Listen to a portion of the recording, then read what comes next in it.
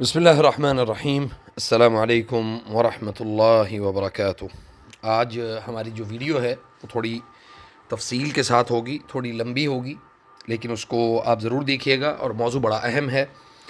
موضوع ہمارا جو ہے وہ چونکہ میں نے ایک ویڈیو بنائی تھی کہ جنات کا انسانی جسم میں داخل ہونا اور اس کا انکار کرنے والے یا اس کو ماننے والے، تو اس موضوع کو ہم نے اپنا زیر بحث رکھا تھا، تو اس پر جو ہے وہ انشاءاللہ ہم تفصیل سے بات کریں گے، تاکہ ہمارے پاس اس کے جو قرآن اور سنت کے جو مضبوط دلائل ہیں وہ ہمیں میسر ہوں، اور ہم ان دلائل کی بنیاد پہ جو جہل ہے اس سے ہم اپنے آپ کو بچا لیں، اور جو جہالت ہے جس کی بنیاد پہ آج کل ہم عقلی دلائل جسے ہم بولتے ہیں، عقل کو ہم زیادہ سامنے رکھتے ہیں، اور جو قرآن و سنت کے دلائل ہیں اس کو ہم تسلیم نہیں کرتے، جس کی وجہ سے ہمارے ساتھ بہت سارے جو مسائل ہیں وہ پیدا ہوتے ہیں۔ شیخ عبداللہ ابن باز رحمہ اللہ انہوں نے لکھا ہے کہ 1407 میں ایک رسالہ شائع ہوا تھا، اور ایک خبر جو ہے وہ بڑی تفصیل کے ساتھ شائع ہوئی۔ اس خبر کا خلاصہ یہ تھا کہ ایک ریاض میں ایک عورت کو مسلمان عورت کو ایک جن چمٹ گیا، وہ جن اس کے اندر داخل ہو گیا، اور دوران علاج وہ جن جو ہے وہ الحمدللہ وہ مسلمان ہو گیا۔ اور ہمارے پاس بھی بہت سارے اس طرح کے کیسز موجود ہیں، یعنی میں خود ذاتی طور پہ ان کیسز کا گواہ ہوں کہ ہمارے پاس وہ کیس آیا اور ہم نے اس پر محنت کی، اور اللہ تعالیٰ نے اس کو صحت دی، اور وہ جو یعنی داخل ہوا جن تھا اس عورت کے اندر یا کسی مرد کے اندر، اللہ تعالیٰ نے اس کو ہدایت دی اور وہ مسلمان ہو گیا۔ تو یہ واقعہ اصل میں شیخ عبداللہ ابن باز نے لکھا ہے کہ اس سے پہلے وہ اپنے اسلام کا اعلان شیخ عبداللہ بن مشرف العمری ان کے پاس کر چکا تھا، جو کہ ریاض میں مقیم ہے۔ اس نے اعلان اس وقت کیا جب عبداللہ مذکور نے، یعنی جن کا ذکر کیا گیا ہے، اس جن زدہ عورت پر دم کیا اور اس جن سے گفتگو ہوئی۔ اب یہاں پہ گفتگو کا جو معاملہ ہے وہ لوگ یہ کہتے ہیں کہ جی جو مریض ہے وہ اپنے خیالات کی اس کو بنیاد بنا کے وہ گفتگو کرتا ہے، حالانکہ ایسا نہیں ہوتا۔ لکھتے ہیں کہ اس عورت کو بلا بھیجا شیخ عبداللہ نے، یعنی عبداللہ بن باز نے ان کو بلایا، تو انہوں نے کہا کہ ہم اس عورت سے گفتگو کرنا چاہتے ہیں، ہم خود بات کرنا چاہتے ہیں، دیکھتے ہیں کیا ہے۔ جب ان سے بات چیت کی گئی تو انہوں نے کہا کہ اس عورت کا انداز گفتگو خالص مردانہ تھا، زنانہ، یعنی عورتوں والی اس میں آواز نہیں تھی۔ وہ عورت، وہ کہتے ہیں، وہ میرے قریب کرسی کے اوپر بیٹھی ہوئی تھی اور میں اس سے محو گفتگو تھا، اور پھر اس کے بعد کافی لمبی چوڑی بات چیت کے بعد پھر اللہ تعالیٰ نے اس عورت کو یعنی اس عورت سے ہم کلام کر رہا تھا وہ جن، اس نے بتایا کہ میں پہلے سے مسلمان ہو چکا ہوں، اور پھر بتایا کہ وہ ایک ہندوستانی ہے اور وہ ایک بدھ مذہب سے اس کا تعلق تھا۔ تو خیر وہ یعنی تھوڑی بہت گفتگو کے بعد انہوں نے اس کو کہا کہ تم اس عورت کے جسم کو چھوڑ دو اور اس کے جسم کو ترک کر کے تم چلے جاؤ۔ سبحان اللہ، وہ عورت کے جسم سے وہ جن چلا گیا، اس کو تقویٰ کی، قرآن کی، حدیث کی، ان چیزوں کی تلقین کی، انہوں نے اس کو قبول کیا اور وہ جسم چھوڑ کے چلا گیا۔ اب وہ کہتے ہیں کہ اس نے حسب سابق میری بات کو قبول کیا، جیسے پہلے ایک شیخ کے پاس، شیخ عبداللہ العمری کے پاس گئے اور ان سے ہم کلام ہوئے، بات چیت ہوئی، تو ساری چیزوں کو انہوں نے یعنی مکمل کیا۔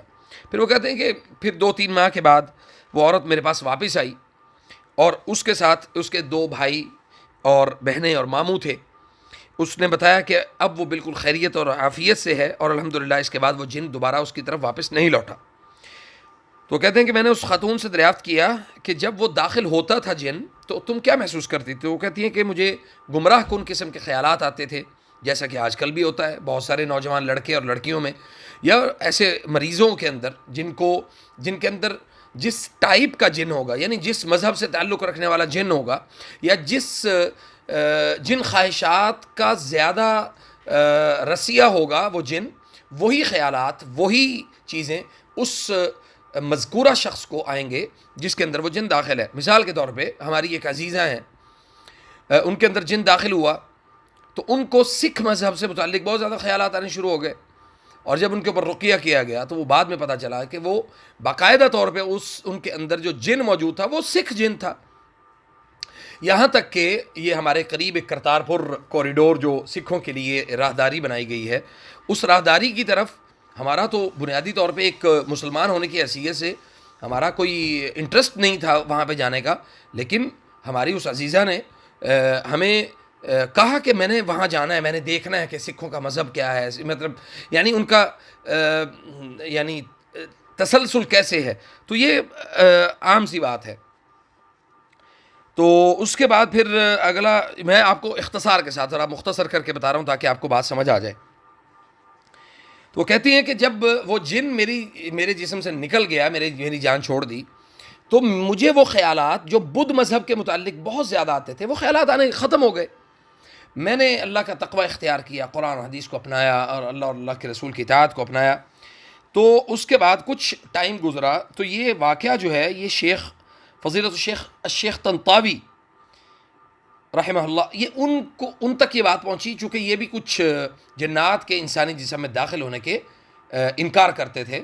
تو بہت سارے علماء ہیں، اس وقت بھی علماء ایسے موجود ہیں جو یعنی انسانی جسم میں جنات کے داخل ہونے کے انکار کرتے ہیں. میں آگے دلائل جو ہے وہ میں آگے جا کے آپ کو دوں گا انشاءاللہ، لیکن پہلی جو بات ہے وہ یہ ہے، وہ کہتے ہیں کہ جی میں نے اس پر بہت گفتگو کی اور بہت تحقیق کی تو مجھے یہی معلوم ہوا، شیخ طنطاوی کہتے ہیں کہ مجھے یہی معلوم ہوا کہ یعنی اس عورت کے اندر جو جن موجود تھا ممکن ہے کہ کسی مرد کی کیسٹ کی ریکارڈنگ کر کے اس عورت کے ساتھ رکھی گئی ہو.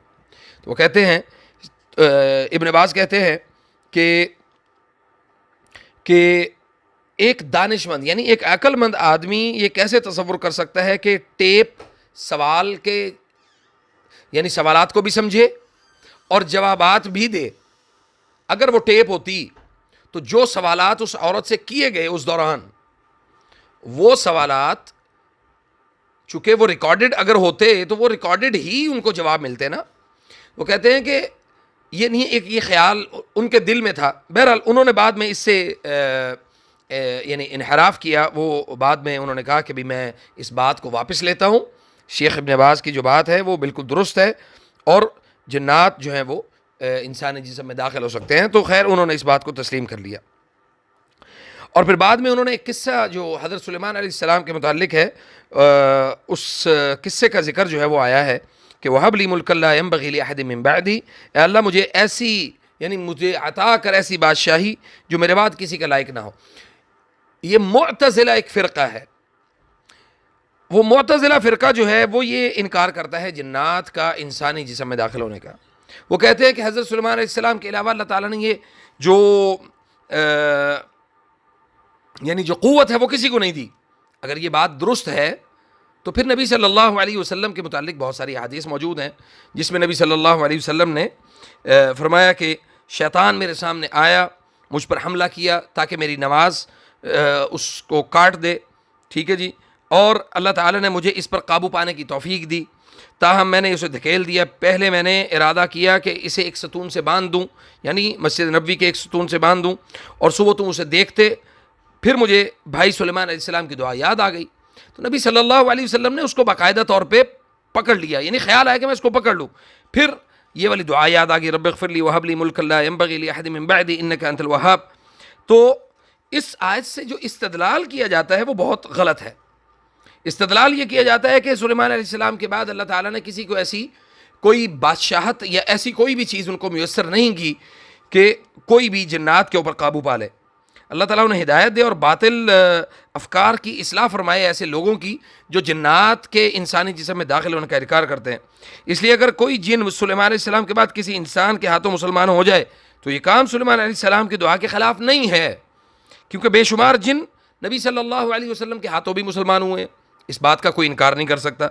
تو اللہ تعالیٰ نے سورۃ الاحقاف اور سورۃ الجن جو ہے وہ اس میں واضح کر دیا.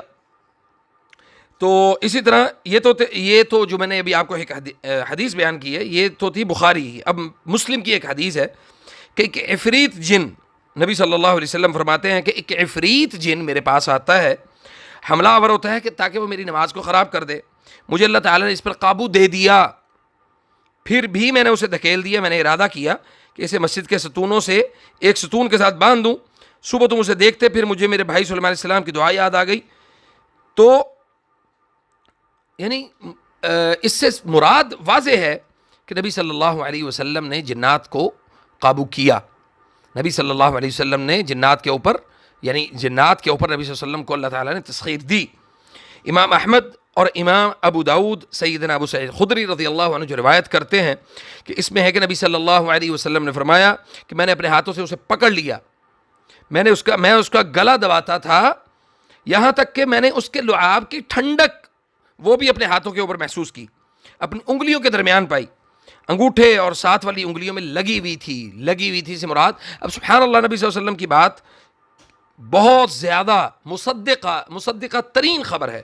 تو اس لیے اگر کوئی یہ کہے کہ ہم جو ہے وہ یعنی جنات کے یہ تو دلائل ہیں جنات کے وجود کے، ابھی داخل ہونے کے جو دلائل ہیں وہ بھی انشاءاللہ تعالی میں آپ کے سامنے رکھتا ہوں. اب اسی طرح سیدنا یعنی امام بخاری اور صحیح بخاری میں سیدنا ابو ہریرہ رضی اللہ تعالیٰ عنہ کا ایک بڑا مشہور واقعہ جس کے متعلق آپ سب جانتے ہیں کہ رسول اللہ صلی اللہ علیہ وسلم نے رمضان کے صدقہ اور فطرانہ کے اوپر جو ہے وہ حضرت ابو ہریرہ رضی اللہ تعالیٰ عنہ کو نگہبان مقرر کر دیا. اب وہ رات کو پہرا دیتے ہیں تو ایک رات ایک شخص آتا ہے، وہ آ کے کہتا ہے کہ بھی میں بڑا بھوکا ہوں، بڑا کمزور ہوں. وہ وہاں سے آ کے سامان اٹھانے کی کوشش کرتا ہے اور کہتا ہے جی میں صاحب عیال ہوں، یعنی میری فیملی ہے اور بہت بھوکا ہوں، تو مجھے جو ہے نا وہ کچھ کھانے کے لیے دیا جائے.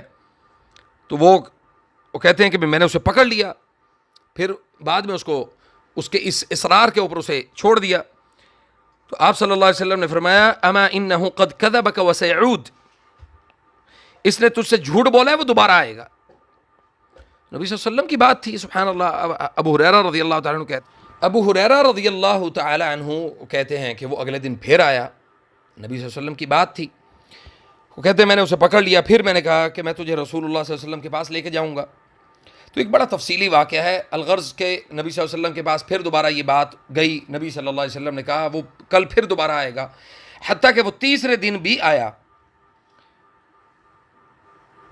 پھر وہ کہنے لگا کہ ابو ہریرہ رضی اللہ تعالیٰ عنہ نے کہا کہ اب میں تجھے نہیں چھوڑوں گا، اب میں تجھے رسول اللہ صلی اللہ علیہ وسلم کے پاس لے کے جاؤں گا، ضرور لے کے جاؤں گا.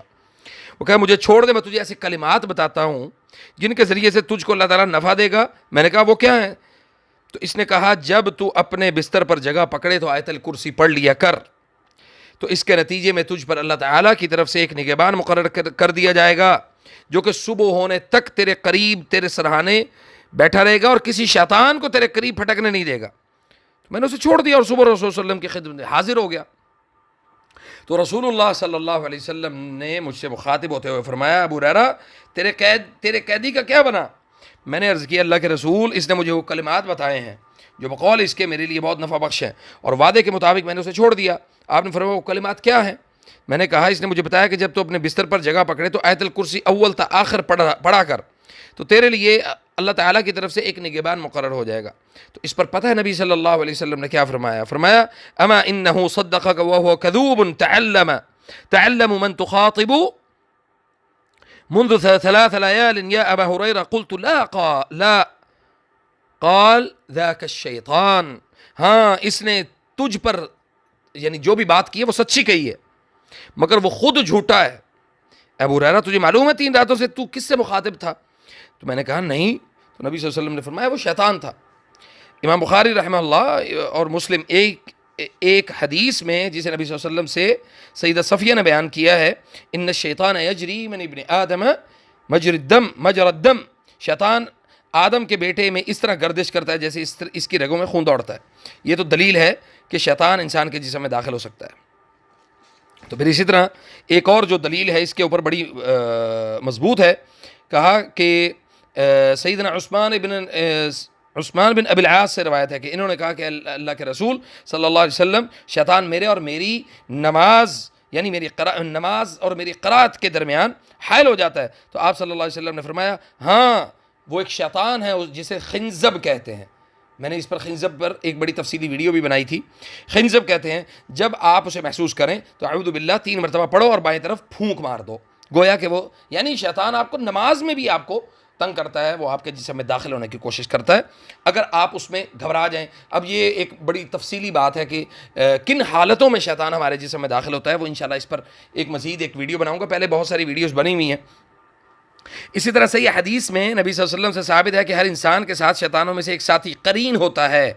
یہاں تک کہ نبی صلی اللہ علیہ وسلم کے ساتھ بھی تھا، مگر اللہ تعالیٰ نے آپ صلی اللہ علیہ وسلم کی حفاظت فرمائی اور وہ آپ کے تابع ہو چکا ہے. وہ صرف نبی صلی اللہ علیہ وسلم کو بھلائی کا حکم دیتا ہے. کتاب اللہ عز و جل اور سنت رسول صلی اللہ علیہ وسلم اور اجماع اس بات پر، اجماع امت اس بات پر دلالت کرتے ہیں کہ یہ ممکن ہے کہ جن انسان میں داخل ہو جائے اور وہ اس کو درد ذہ میں مبتلا کر دے، یعنی اس کو دورہ زیدہ کر دے.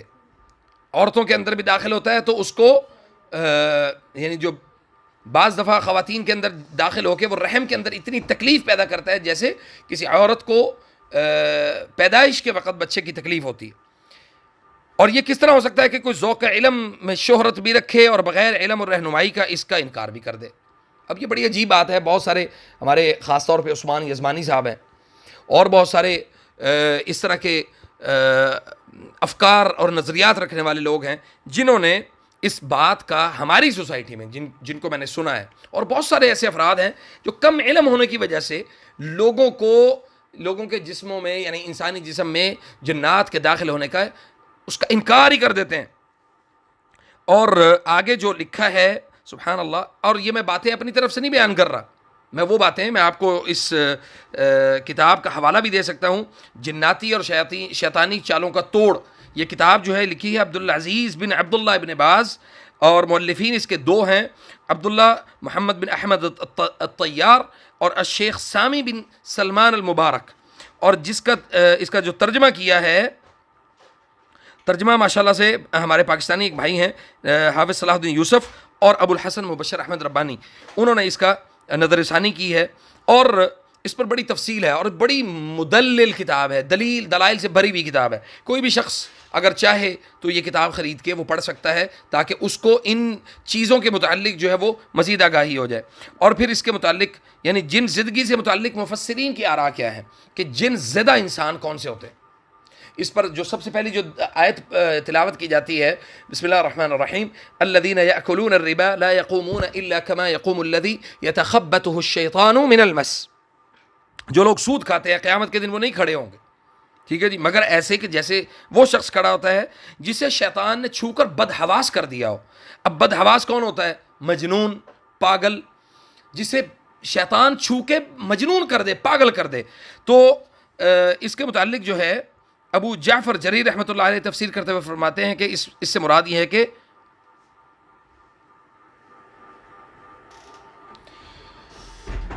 تو وہ کہتے ہیں کہ یخبلہ الشیطان فی الدنیا وهو الذی یخنقہ فیصرعہ من الجنون. یہ وہ شخص ہے جسے دنیا میں شیطان نے گلا گھونٹ کر پچھاڑ دیا، یعنی دیوانہ بنایا ہوا ہے. امام بغوی رحمہ اللہ فرماتے ہیں رحمۃ اللہ علیہ فرماتے ہیں چھونے سے مراد جنون ہے، یعنی انسان کو اگر شیطان چھو لے تو وہ پاگل ہو جاتا ہے، مجنون ہو جاتا ہے. ابن کثیر رحمہ اللہ فرماتے ہیں کہ یعنی اپنی قبروں سے روز قیامت کھڑے نہیں ہو سکیں گے مگر اس انداز میں کہ جو حالت دورہ زدہ کی ہوتی ہے. اب جس شخص کو دورہ پڑا ہو، کبھی آپ نے اس کی حالت دیکھی، کبھی اس کی کیفیت دیکھی؟ اگر آپ نے اس کی حالت اور کیفیت نہیں دیکھی تو میں انشاءاللہ آپ کو اس کے جو یعنی جو مناظر ہیں وہ میں انشاءاللہ اس پر آپ کو میں بتاؤں گا کہ وہ کس طرح سے وہ داخل ہوتے ہیں. ابھی کل مجھے ایک خاتون میں سے یعنی ایک خاتون جو کال کرنے والی تھی وہ خاتون تھی، لیکن ان کے اندر جو جن تھا وہ مرد تھا اور وہ مردانہ آواز میں میرے ساتھ مخاطب تھا. وہ کل انشاءاللہ میرے پاس یعنی میرے ہفتے والے دن سیشن میں وہ میرے پاس آئیں گے. میں ان کی ریکارڈنگ کروں گا انشاءاللہ، کوشش کروں گا اگر انہوں نے اجازت دی تو میں انشاءاللہ ریکارڈنگ کر کے آپ کو سناؤں گا. اب اس پر شیخ الاسلام ابن تیمیہ، امام ابن قیم رحمہ اللہ، ان کے بڑے واضح اور بڑے مضبوط دلائل موجود ہیں. وہ کہتے ہیں کہ مفسرین نے اس مفہوم پر بہت وسیع گفتگو کی ہے. جو یہ چاہتا ہے کہ اس کا مطالعہ کر لے، شیخ الاسلام ابن تیمیہ کی کتاب ایضاح الدلالہ، یعنی واضح دلائل جو ہیں فی عموم الرسالہ، عام جو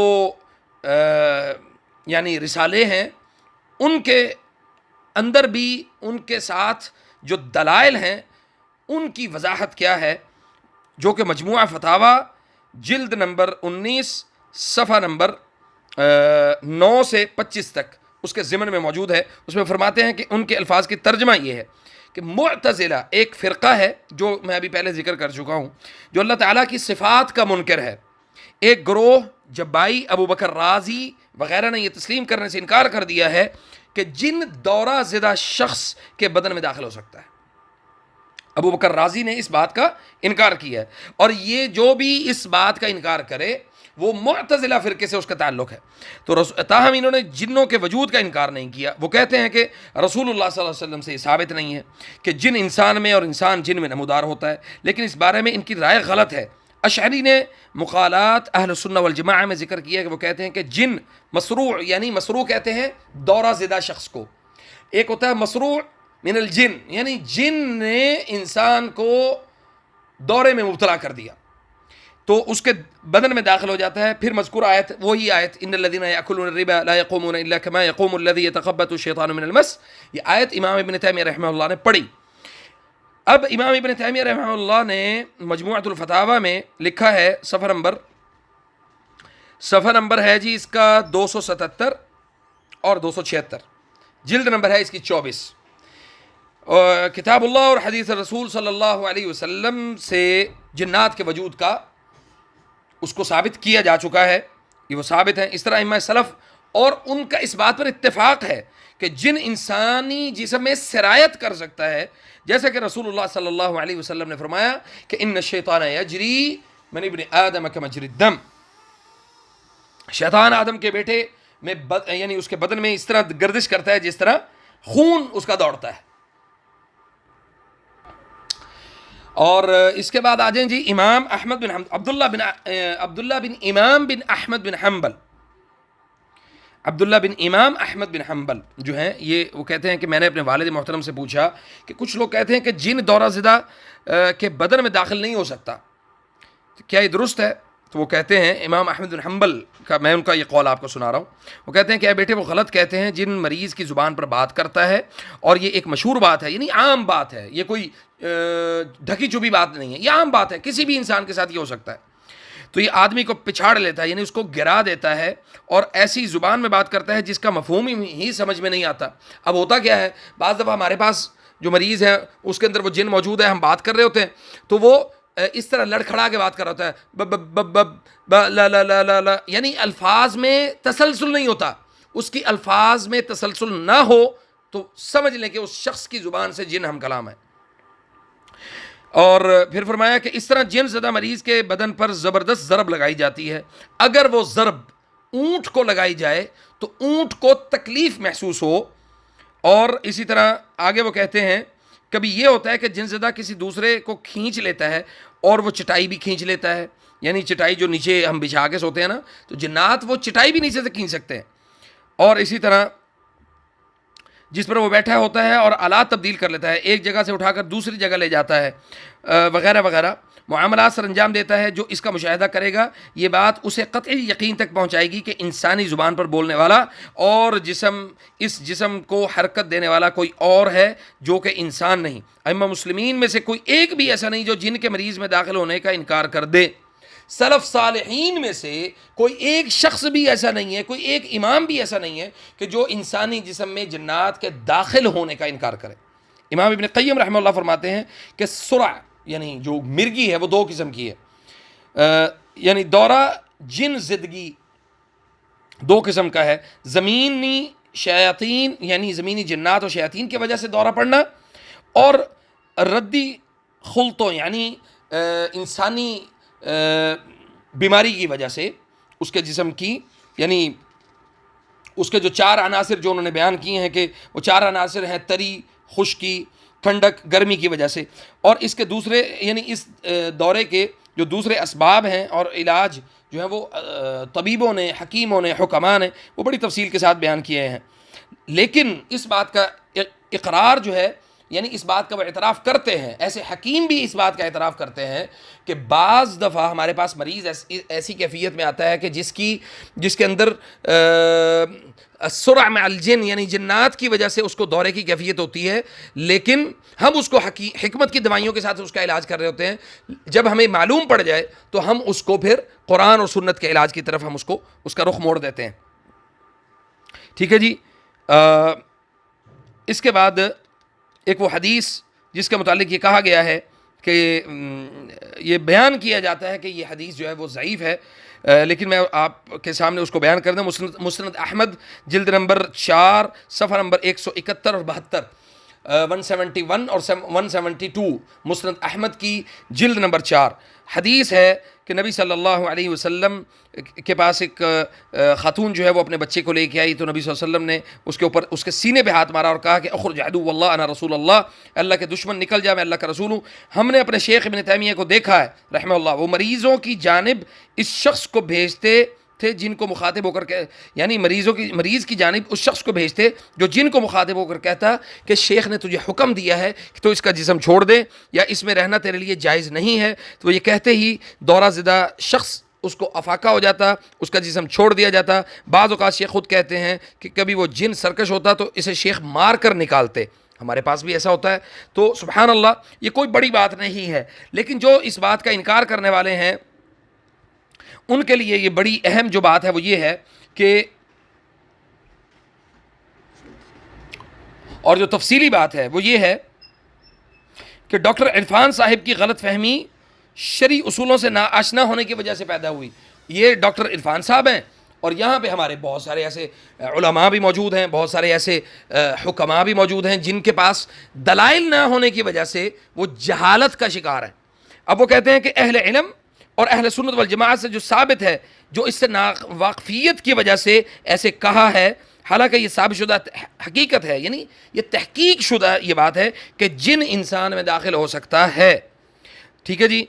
اور اس کے بعد پھر علامہ طنطاوی یا ڈاکٹر عرفان یا ان جیسے بہت سارے ایسے ہماری سوسائٹی، ہمارے معاشرے میں، بر صغیر پاک و ہند میں ایسے بہت سارے علماء موجود ہیں جو اس بات کا انکار کرتے ہیں کہ ایک چیز کا مخفی رہنا یہ کوئی حجت نہیں ہے، وہ چیز وجود ہی نہیں رکھتی. بعض لوگ تو اس کے وجود کا انکار نہیں کرتے لیکن داخل ہونے کا انکار کرتے ہیں. ایک چیز کو آپ تسلیم کر رہے ہیں کہ اس کا وجود ہے، اور ایک چیز کو آپ کہتے ہیں کہ وہ نہیں ہے، اور اگر نہیں ہے تو آپ کے پاس اس کے دلائل نہیں ہے، آپ کے پاس اس کے دلائل بالکل نہیں ہے.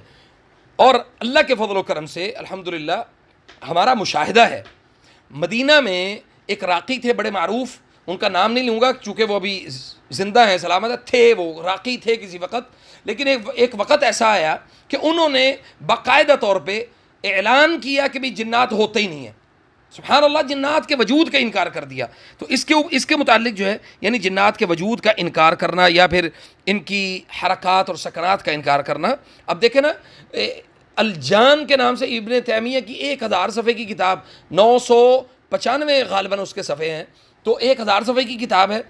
انہوں نے صرف جنات کے موضوع کے اوپر وہ کتاب لکھ دی ہے کہ ان کا عمل کیسا ہوتا ہے، ان کا کام کیسا ہوتا ہے، وہ لوگوں کو کس طرح سے ڈی ٹریک کرتے ہیں، میاں بیوی میں جدائی کیسے ڈالتے ہیں، خاندانوں میں لڑائیاں کیسے کرواتے ہیں، جادو کس طرح سے کرواتے ہیں، یعنی جادوگروں کے ساتھ مل کے ان کا جو عمل ہے وہ کیا کیا ہوتا ہے، ان کی جو ڈیمانڈز ہیں جادوگروں کے ساتھ وہ کیا ہوتی ہیں. تو پوری تفصیل یعنی صرف ایک جن مخلوق کے اوپر اتنی لمبی تفصیل جو ہے نا وہ بیان کر دی گئی. اور اس کے بعد آخر میں جو ہے نا وہ میں آپ کو یہ بتا دوں کہ رسول اللہ صلی اللہ علیہ وسلم کی صحیح حدیث اور اہل علم کے مذکورہ اقوال سے معلوم ہوتا ہے کہ جن سے مخاطب ہونا، اسے وعظ و نصیحت کرنا، اسلام کی دعوت دینا اور جن کا دعوت قبول کرنا ثابت ہے. یہ سب سورۃ صاد میں نبی اللہ تعالیٰ نے بیان کیا ہے. حضرت سلیمان علیہ السلام کی دعا ہے، قال رب اغفر لی وہب لی ملکا لا ينبغی لأحد من بعدی انک انت الوہاب. کہ سلیمان علیہ السلام نے کہا ہے میرے رب مجھے بخش دے، مجھے ایسی بادشاہی عطا کر جو میرے بعد کسی کے لائق نہ ہو، بے شک تو عطا کرنے والا ہے۔ جنوں کو نیکی کا حکم کرنا، برائی سے منع کرنا، اور ان کو اس وقت مارنا جبکہ شریر جن کسی انسان میں سے نکلنے سے انکار کر دیں، یہ سب کچھ مذکورہ آیات اور دعا کے خلاف نہیں ہے، بلکہ یہ سب ضروری ہے کہ جنوں میں سے جو انسان پر حملہ آور ہوں اس سے انسانوں کا دفاع کیا جائے، مظلوم کی مدد کی جائے، نیکی کا حکم دیا جائے اور برائی سے منع کیا جائے، جیسا کہ انسان کے ساتھ کیا جاتا ہے۔ صحیح حدیث میں پہلے بھی آ چکا ہے کہ نبی صلی اللہ علیہ وسلم نے شیطان کو دھکا دیا اور اس کا گلا گھونٹا، یہاں تک کہ اس کا لعاب نبی صلی اللہ علیہ وسلم کے دست مبارک پر بہنے لگا۔ آپ صلی اللہ علیہ وسلم نے فرمایا کہ اگر میرے بھائی سلیمان علیہ السلام کی دعا نہ ہوتی، جو مذکورہ جو دعا ہے، تو اسے میں باندھ دیتا تو لوگ اسے دیکھتے، مدینہ کے بچے جو ہیں وہ اس سے کھیلتے، یہاں تک نبی صلی اللہ علیہ وسلم نے بیان کیا۔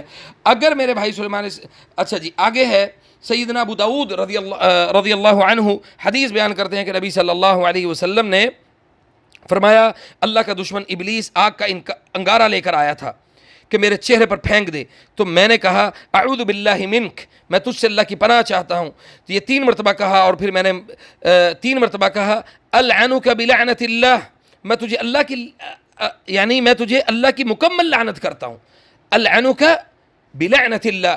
یہاں سے ایک بات یہ بھی ثابت ہوتی ہے کہ آپ ذاتی طور پہ کسی کے اوپر لعنت نہیں بھیج سکتے، العنک بلعنت اللہ، کہ میں تجھے اللہ کی مکمل لعنت کرتا ہوں۔ پھر بھی وہ پیچھے نہ ہٹا، تو پھر میں نے اسے پکڑنے کا ارادہ کیا، مگر میرے بھائی سلیمان علیہ السلام کی دعا یاد آ گئی، میں نے اسے چھوڑ دیا۔ تو اب آخر میں یہ بات آپ کو مکمل کر دوں کہ بہت ساری احادیث اس حوالے سے موجود ہیں جن کا میں نے تذکرہ بھی کیا اور اہل علم کے اقوال بھی آپ کے سامنے رکھے ہیں۔ امید ہے کہ جو ہم نے ذکر کر دیا ہے وہ کافی ہے، اور طالب حق یعنی جو حق بات کو سننا چاہتا ہے یا سمجھنا چاہتا ہے یہ اس کے لیے کافی ہوگا انشاءاللہ۔ میں اللہ تعالیٰ کی بارگاہ میں اسماء حسنہ اور اس کی صفات عالیہ کے ذریعے سے سوال کرتا ہوں کہ وہ ہمیں تمام مسلمانوں کو اپنے دین کا فہم اور اس بات پر ثابت قدمی کی توفیق عطا فرمائے، اور یہ کہ ہم تمام مسلمانوں پر احسان کرے اور اقوال اور اعمال میں حقیقت تک پہنچنے کا احسان فرما دے، ہمیں اور تمام مسلمانوں کو بغیر علم بات کرنے سے محفوظ فرمائے، اور جو چیز ہمارے احاطہ علم میں نہیں ہے بلا دلیل اس کا انکار کرنے سے ہمیں اللہ تعالیٰ محفوظ فرمائے۔